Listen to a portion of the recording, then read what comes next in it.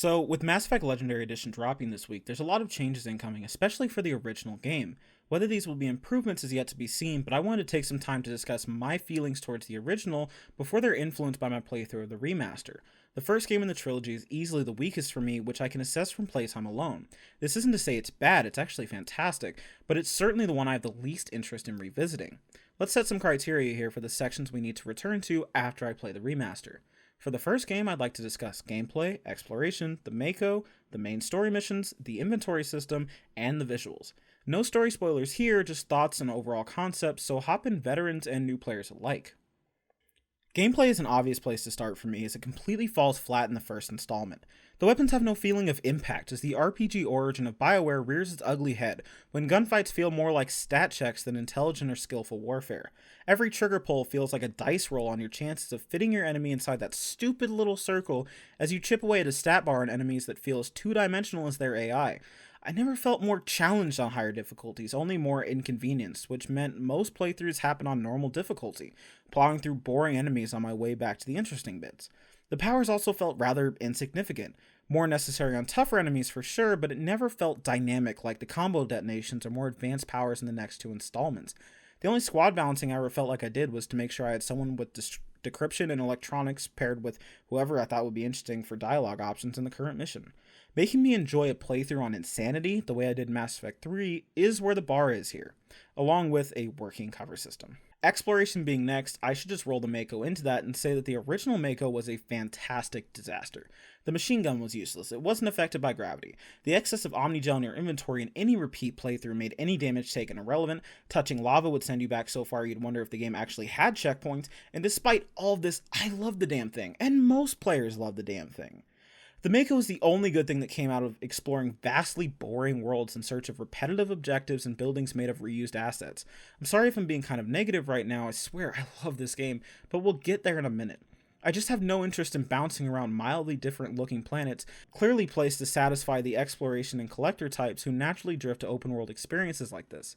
Most of these planets have some minerals to collect, a base to raid, and some trash to salvage.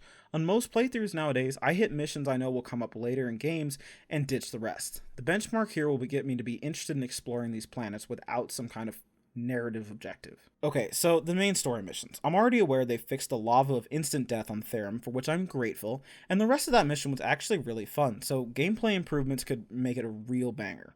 Noveria was also good. Visual improvements and the proposed updates to the boss fight at the end sound like they'll really lift this area up, and I already enjoy it, so we're cool there. It's also my favorite Mako section outside of the conduit run at the very end. Pharos really feels like the weakest of the story beats to me, but I still really enjoy my time inside Exogeny and the last mission in Zoo's Hope.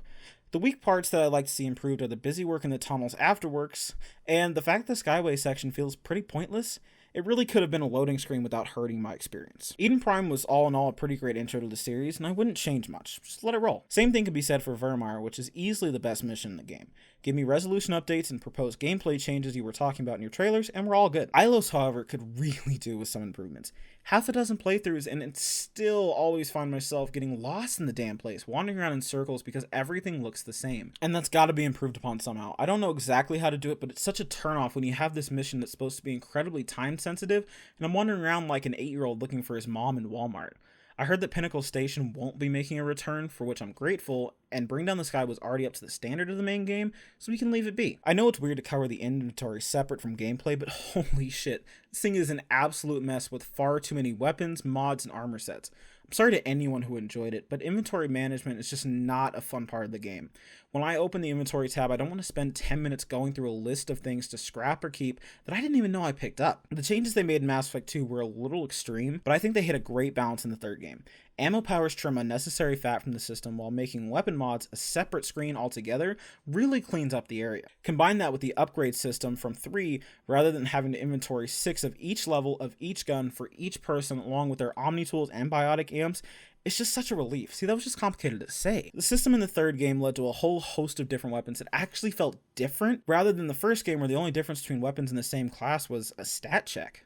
Last but not least, the visuals. I actually think all the games hold up very well considering their age and the hardware they were designed for. So with support for higher frame rates and resolutions, I see no real way they could fuck it up. As long as the cutscenes remain in-engine rather than pre-rendered, we're all good. Overall, I'm really excited to play my favorite series with new life breathed into it, and when it comes to the first installment, we're in a great position to impress me, so let's get after it. All I have left for you is a few suggestions for new players. Veterans, if I miss anything, drop it down below in the comments. First of all, don't worry so much about game difficulty. Play around with it, have some fun, you can always achievement hunt later on. Second is to take some time exploring the Citadel when you get the chance. Talk to everyone you can, especially Conrad Werner and the Consort. Find all the vendors to see what they have to offer, and find all the keepers. It's a great way to find all the corners of the station you didn't know were there. Following that, when you get your main objectives, hit up Therum first. The other debriefs just aren't the same without Liara there. Speaking of squad mates, take the time to get to know them. You'll learn a lot about the galaxy, and most of them are really interesting people. Mass Effect's strongest aspects has always been its characters, and it would be a shame to miss out on that. Beyond that, make sure you take some time to explore and complete side objectives and side story missions, and keep an open ear on Virmire for secret objectives. Oh, and whatever you do, protect Jenkins with your life. If you'd like some full campaign breakdowns on the games, check out my Love Letter series linked in the end screen and the description, along with links to Reykjavik's Years Later series breaking down Mass Effect's development, along with a lot more in-depth information than I'm ever going to offer. That'll do it for me on this video. I'll be releasing similar videos for my streams on the other two games, and join me for my playthrough of Mass Effect 1 on release May 14th, 8 AM Mountain Standard Time. We'll be going until I finish the game or I fall asleep in my chair. I hope to see you there. This is Purple signing off. Have a good night, and always remember to smile.